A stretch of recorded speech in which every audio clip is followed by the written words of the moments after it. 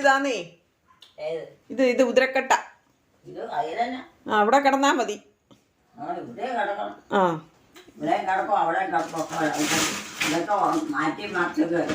അമ്മയുടെ വീഡിയോകൾ ഇഷ്ടമായവർ നമ്മുടെ ചാനൽ സബ്സ്ക്രൈബ് ചെയ്യുക, ലൈക്ക് ചെയ്യുക.